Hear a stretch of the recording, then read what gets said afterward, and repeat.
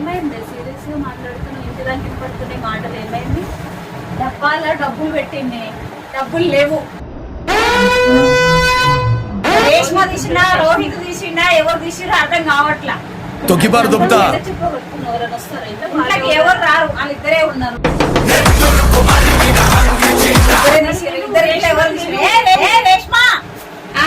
లేదా అని రా ఇక్కడ. డబ్బాలో డబ్బులు పెడితే ఏమైనాయి? నాకేం తెలుసు మమ్మీ. నాకేం తెలిసింది? ఎవరు తీసారు? నాకేం తెలుసు. నేను ఉంటాను, తమ్ముడు కూడా ఉంటాడు కదా ఇంట్లో. తమ్ముడు తీసిండా? తమ్ముడు ఇక్కడ రా. డబ్బాలో డబ్బులు పెడితే ఎవరు తీసారు? నాకు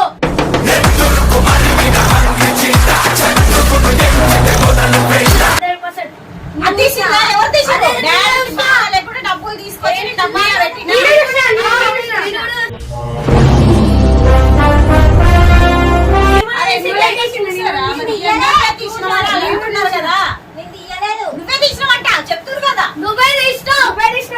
ఏంట్రా నోటికి వచ్చినట్టు వెళ్తున్నావు? మందు కొట్టొచ్చావా? అప్పు తీసుకొచ్చి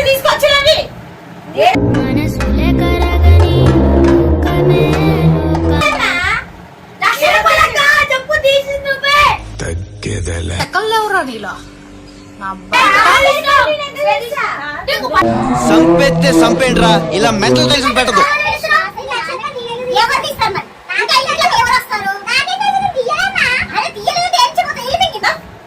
మీ నాన్నకి హెల్త్ బాగాలేదు, హాస్పిటల్కి తీసుకెళ్ళడానికే కదా పెట్టింది. ఇంకా నువ్వు షాపింగ్ అండ్ డ్రెస్ కానీ ఇంకా దొంగతనం ఎందుకు చేస్తున్నావు నువ్వు? మీ అమ్మని అడగకుండా. నాకు ఎమోషన్స్ ఉండవు, ఫీలింగ్స్ ఉండవు. కొంచెం కూడా తెలివి లేదా అసలుకి? పెద్ద అవుతున్నా కూడా తెలివి లేదా? ఎవరు తీసారు చెప్పు. మరి ఇంకింటి కూరలు వచ్చారా చెప్పు. మరి నోరు రాదెందుకు? సమాధానం ఇయ్యవా? అడిగిన దానికి తీసావా లేదా? నేను తీయలే. ఎవరు తీస్తారు? ఇంకా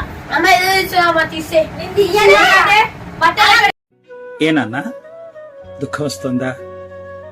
మనసు తన్నుకుంటూ బాధ వచ్చేస్తుందా? ఏడ్చేనన్నా, అలా మూలకెళ్ళి ఏడ్చేసి. చెప్తున్నారు కదా, ఎవరు తీస్తారు? ఇంకా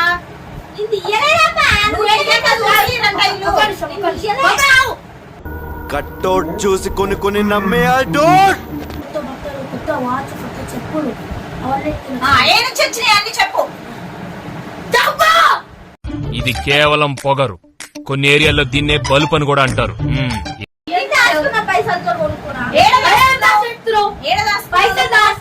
నువ్వు పైసలు తీసినావు, డబ్బు ఎందుకు చూసినావు? ఎంత కష్టపడుతుంది? ఏం జరిగింది? ఏం జరుగుతోంది? ఏం జరగబోతోంది? నాకిప్పుడే తెలియాలి. ఎవరు తీస్తారు? ఇంకా చెప్పు. నేనే దొంగనా ఇంట్లో? ఎవరున్నారు? నేను దొంగనా?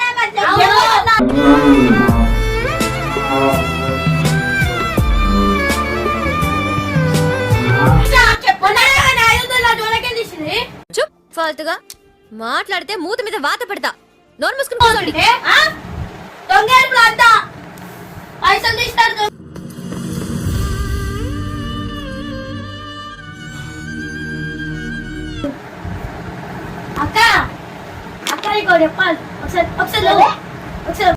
ఇది ఒట్టి ట్రయల్ రేనమ్మా. మెయిన్ పిక్చర్ నువ్వు ఇంకా చూడలేదు. చూసావు అదిరిపోతావు.